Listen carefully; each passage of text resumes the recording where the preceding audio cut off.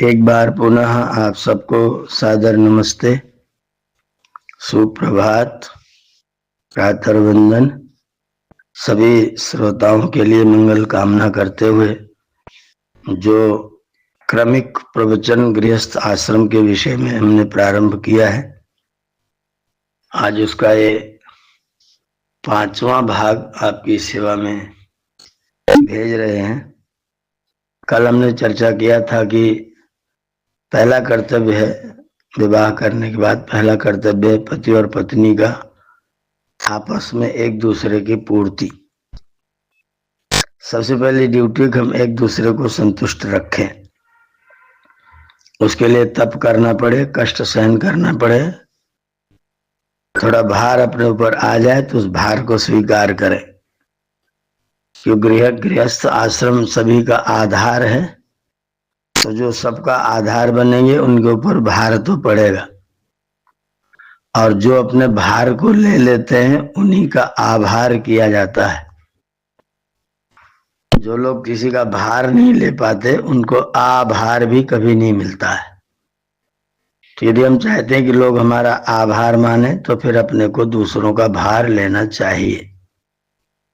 तो पति पत्नी पहले एक दूसरे का भार लें, एक दूसरे के आभारी हो। जब भार लेकर के आभारी एक दूसरे के हो जाएंगे फिर आपका दायित्व बढ़ेगा और आगे चलेगा। ये दायित्व अभी तक तो केवल 2 का था, आपका, स्त्री और पुरुष का। बस स्त्री पुरुष एक दूसरे के हैं, अपने हैं, इसलिए इसमें कोई गुण दोष देखने का कोई मतलब नहीं है। कोई दोषी है, कोई कम करता है, कोई ज्यादा करता है, ये भाव भी नहीं रखना, क्योंकि अपने हैं। तो अपने हैं तो सब जगह माफी ही माफी है, क्षमा ही क्षमा है। और अपने आप को दूसरे का भार लेने के लिए जिम्मेदार बनाने का प्रयत्न स्त्री और पुरुष आपस में एक दूसरे के प्रति करें। ये पहला कर्तव्य आपका अपने लिए है। अब थोड़ा सा और विस्तृत होइए, थोड़ा सा और ऊपर उठिए, थोड़ा सा और आगे आइए। तो आप जब गृहस्थ आश्रम में आए हैं, गृहस्थ आश्रम में प्रवेश किए हैं, तो आप दोनों को मिलाने के लिए कुछ लोगों ने बहुत प्रयत्न किया है, बड़ा श्रम किया है। और आपको मिलाने से पहले आपको तैयार करने के लिए भी बहुत मेहनत हुई है। गर्भावस्था में जिस माता ने 9 महीने तक, चाहे वो पुत्र हो और चाहे वो पुत्री हो, दोनों ही बच्चों को माता 9 महीने तक अपने गर्भ में रखती है।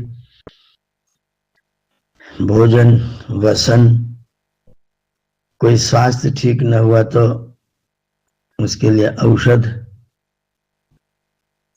आपको तैयार करने के लिए, बड़ा करने के लिए माँ ने जो प्रयत्न किया है और पिता ने जो प्रयत्न किया है अपने बच्चों के लिए, जितना भी खर्च वर्च हो, जो भी आवश्यकता हो, अपने लिए कम हो तो कोई बात नहीं, बच्चों के लिए होना चाहिए। अपना सुख भूल कर, अपनी सुविधा भूल कर जो माता पिता अपने बच्चों को तैयार करने में, बड़ा करने में अपना समय लगाते हैं, अपना धन लगाते हैं, अपना जीवन लगाते हैं। एक माता पिता पुत्री के माता पिता हैं और एक माता पिता पुत्र के माता पिता हैं। दोनों ही माता पिता हैं, उन्होंने इधर तैयार किया, उन्होंने इधर तैयार किया। मान लीजिए दो उद्योग धंधे हैं, 2 फैक्ट्रीज हैं, उन फैक्ट्रियों में 2 पहिए तैयार हो रहे हैं। एक पहिया उधर बना, सीएट वालों ने बनाया, एक पहिया इधर बना, अपोलो वालों ने बनाया। दोनों ने एक एक पहिया तैयार किया। होड़ दोनों में है कि देखो किसका पहिया ज्यादा अच्छा बनता है, ज्यादा टिकाऊ, ज्यादा चलने वाला, देखने में ज्यादा सुंदर, किसका पहिया बनता है। दोनों ने एक एक पहिए का निर्माण किया, एक उस फैक्ट्री में, एक इस फैक्ट्री में। और गृहस्थी की गाड़ी का पुरुष एक पहिया है। गृहस्थी की गाड़ी का पुरुष एक पहिया है, एक पहिए पे कहीं गाड़ी नहीं चलती। और जब चक्र एक से लगाए जाते गाड़ी में तो गृहस्थी की गाड़ी फिर कहीं नहीं रुकती। तो दोनों तरफ एक एक पहिया तैयार हो रहा है, एक इधर पहिया एक उधर पहिया। दोनों ने अपने अपनी संतानों के लिए अपना सब कुछ समर्पित किया हुआ है। संतानें अच्छी हैं, प्रशंसनीय हैं, तो दोनों अपनी संतानों को देख करके गर्व करते हैं, तो अपनी पीठ अपने आप थपथपाते रहते हैं। आते हुए बच्चे को देख करके माँ जब देखती है तो ऐसे देखती जैसे किसान अपनी लहलाती हुई फसल को देखता है। गेहूं बो दिया, गेहूं की बालें फूट रही हैं और गेहूं बहुत सुंदर लगा हुआ है, तो किसान उसको देख करके जिस तरह संतुष्ट होता है, उसी तरह से माता पिता अपनी फसल को देख करके संतुष्ट होते हैं, अपने अपने बच्चों को देख करके संतुष्ट होते हैं। उधर माँ पिता पुत्री को देख करके संतुष्ट हो रहे हैं, प्रसन्न हो रहे हैं कि मेरी बेटी बहुत अच्छी है, मेरी बेटी इतने नंबर लाई है, मेरी बेटी यहाँ पास हुई, मेरी बेटी ये पढ़ रही है, गुणगान गाते रहते अपने बच्चों का। इधर वो अपने बेटे का गुणगान गाते रहते, मेरा बेटा ये कर रहा है, मेरा बेटा ऐसा पढ़ रहा है, मेरा बेटा बहुत अच्छा है, मेरा बेटा राजा बेटा है। तो दोनों अपने अपने को देख करके प्रसन्न हो रहे हैं, आनंदित हो रहे हैं। उनकी जितनी उनकी सामर्थ्य है, जितनी उनकी बुद्धि है, जितनी उनकी क्षमता है, किसी भी पुत्र पुत्री को यह सोचने का बिल्कुल भी हक नहीं कि मेरे पिताजी ने मेरे लिए कम किया है। ये सोचने का हक बिल्कुल भी नहीं है कि मेरे पिताजी ने मेरे लिए कम किया है। मेरे पिताजी की उस समय में जितनी भी स्थिति थी, आर्थिक, शारीरिक, बौद्धिक, वो सारा लगा करके उन्होंने आपको समर्पित किया है। तो मैंने देखिए कि मेरे पिताजी ने तो मेरे लिए 700 का जूता खरीदा कि 70 रुपए का जूता खरीदा। उनकी जितनी सामर्थ्य थी उतनी सामर्थ्य भर उन्होंने आपके लिए किया है। तो आप उनकी सामर्थ्य, उनकी क्षमता का आकलन ये सोच के बिल्कुल नहीं करेंगे उन्होंने ज्यादा किया, इन्होंने कम किया। कल्पना करें एक व्यक्ति की जेब में 100 रुपए हैं और एक व्यक्ति की जेब में 10 रुपए हैं। 100 रुपए वाले ने 50 रुपए दान किए और 10 रुपए वाले ने 10 रुपए दान किए। आप जरा चिंतन करके बताएं, विचार करके बताएं कि दोनों में से दान किसका ज्यादा है। 10 रुपए वाला का दान ज्यादा है कि 50 रुपए वाले का दान ज्यादा है? आप जरा इस पर चिंतन करें, सोचें, विचार करें। तो जिसके पास 100 रुपए थे उसने 50 रुपया दिया तो उसने 50% दिया, और जिसके पास 10 रुपए थे उसने 10 रुपया दिया तो उसने 100% दिया। रुपया भले ही उसका 10 है, उसका 50 है, लेकिन दान तो उनका 50% और 10% है। तो 10% वाला जो दे रहा है, 10 रुपया जो दे रहा है वो तो 100% दे रहा है, उसके पास जो था सब कुछ दे दिया है। तो दान कम हुआ कि ज्यादा हुआ, ये गणित नहीं पढ़ना है। ये देखना है कि मेरे माता पिता ने जितना उनके पास था, जो कुछ था, सब कुछ मेरे लिए किया है। एक पिता का घर झोपड़ी का है, एक पिता का घर 3 मंजिल का मकान है। तो 3 मंजिल वाले ने अपने पुत्र को मकान दिया, झोपड़ी वाले ने अपने पुत्र को मकान दिया। तो दोनों ने मकान दिया है। अब दोनों ने ज्यादा दिया कम दिया ये गणित नहीं पढ़ना है। पिताजी ने जो उनका था सब दिया है, और जिन्हें 3 मंजिल का मकान दिया उन्होंने भी पिताजी ने सब दिया है। अब उनके पिताजी के पास ज्यादा था तो पिताजी ने सब दिया, इनके पिताजी का कम था, लेकिन दिया दोनों ने सब है। इसलिए गणित नहीं लगाना कि इन्होंने कम किया उन्होंने ज्यादा किया, ये करना कि माता पिता ने मेरे लिए किया है। पुत्री के माता पिता ने पुत्री के लिए किया है, पुत्र के माता पिता ने पुत्र के लिए किया है। किन्हीं लोगों ने ऐसा बेकार का श्लोक बना दिया जिसको मैं उचित नहीं मानता हूं, अच्छा नहीं मानता हूं, अवैदिक मानता हूं। कन्येति जाता महती ही चिंता, कस्मै प्रदेयेति महान वितर्कः, दत्ता सुखम प्राप्स्यति वा न वेति, कन्या पितृत्वम खलु नाम कष्टम। उस कवि ने कहा कि कन्या का पिता होना बहुत कष्ट की बात है। कन्येति जाता महती ही चिंता, कन्या पैदा हो गई बहुत बड़ी चिंता हो गई। कस्मै प्रदेया इति महान वितर्क, किसके लिए इसको हम देंगे, ये बड़ा भारी विचार है, बड़ा गहरा, बड़ा गंभीर विचार है। और दत्ता सुखम प्राप्स्यति वा न वेति, मैं इसको दे दूंगा उसके बाद ये सुख प्राप्त करेगी कि नहीं प्राप्त करेगी, ये सारा चिंतन का भार अपने ऊपर आ जाता है। वास्तव में कन्या का पिता होना बहुत कष्टकारक है। ये श्लोक प्रसिद्ध है, लोग कई बार पढ़ते हैं, लेकिन मैं इस श्लोक का घोर विरोधी हूं, मैं इसका असमर्थक हूं और यह अवैदिक श्लोक है, इसको मैं मान्यता प्रदान नहीं करता हूं। कन्या पैदा हुई तो आपको चिंता करने की कोई जरूरत नहीं है, क्योंकि हर व्यक्ति, हर स्त्री पुरुष, हर नर नारी जो जगत में पैदा हुआ है वो अपना भोग और भाग्य सती मूले तद विपाको जाति आयुर्भोगा, जो भी व्यक्ति पैदा हुआ अपने लिए भोग और अपना भाग्य लेकर के संग में आया है। हर व्यक्ति अपना अपना भोग भाग्य संग में लेके आया है। आपकी पुत्री पैदा हुई तो अपना भोग लेके आई है, आपका पुत्र पैदा हुआ है तो वो भी अपना भोग लेकर के आया है। ये चिंता करने का आपको कोई हक नहीं, पुत्री पैदा हुई अब क्या होगा, हम इसको किसको देंगे। वो अपना हक अपने पास लेकर के आई है, उसका जितना है उतना आपको देना ही पड़ेगा। कहां से करेंगे वो आपको नहीं सोचना है, वो ईश्वर की व्यवस्था है, वो ईश्वर की व्यवस्था है। ईश्वर ने उसका भोग भाग्य व्यवस्थित किया है, तो आई है तो कहां जाएगी वो भी निश्चित है।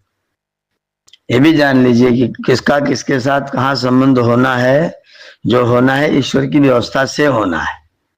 क्योंकि हर संबंध, संसार में जितने संबंध आए हैं वो सभी संबंध एक दूसरे को कर्म फल की प्राप्ति कराने के लिए जुड़े हुए हैं।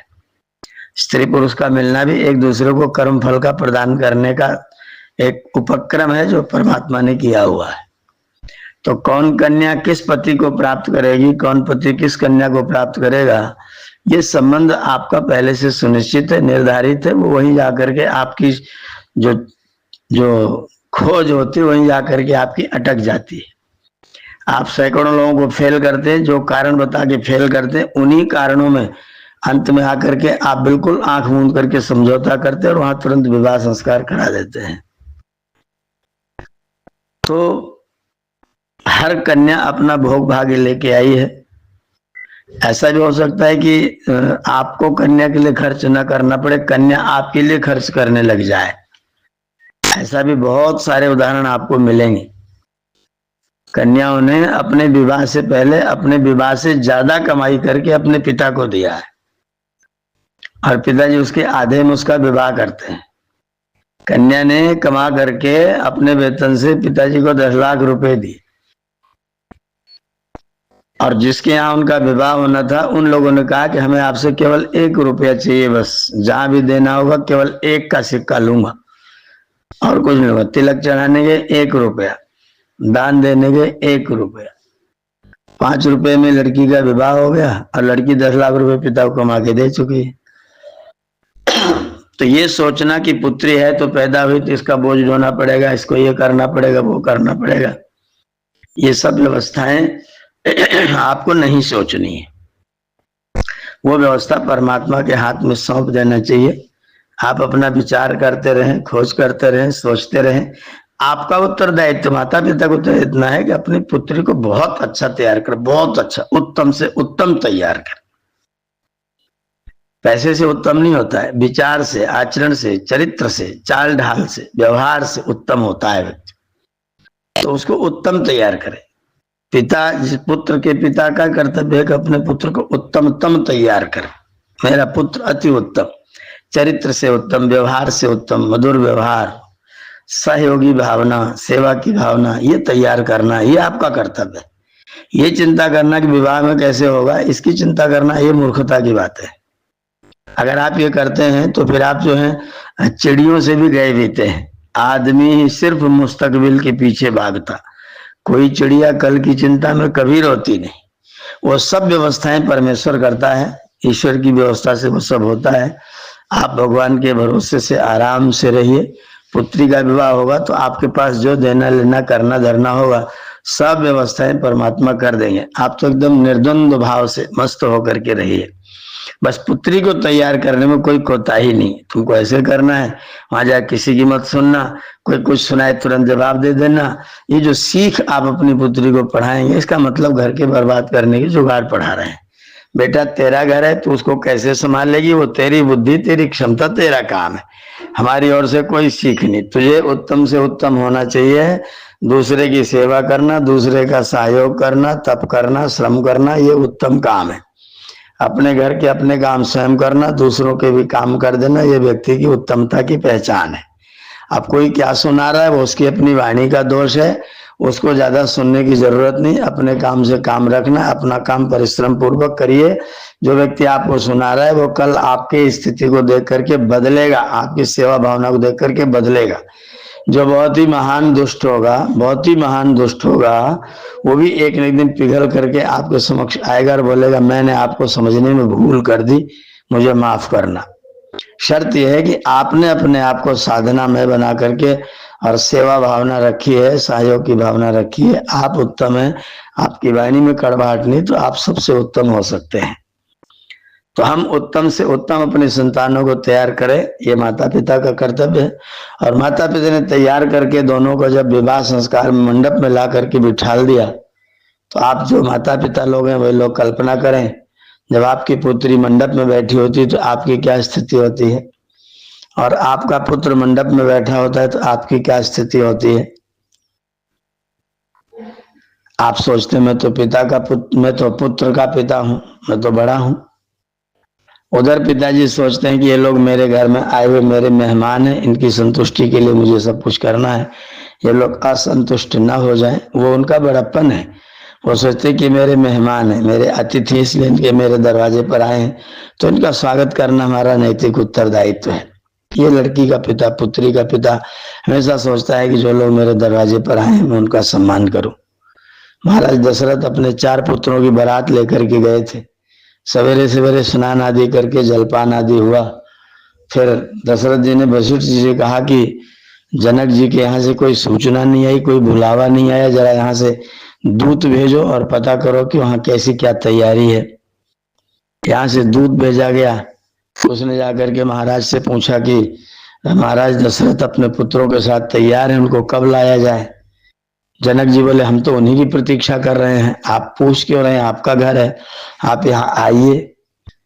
दशरथ जी, वशिष्ठ जी, चारों राजकुमार और भी लोग, मंत्री सब लोग बारात लेकर के आराम से यज्ञशाला में पहुंचे। वहां जब गए तो दशरथ जी ने झुक करके जनक जी को प्रणाम किया, नमस्ते किया, अभिवादन किया। जनक जी ने उनका हाथ पकड़ लिया, बोले आप तो पुत्रों के पिता हैं, आप मेरे अतिथि हैं, आप मुझे प्रणाम क्यों कर रहे हैं।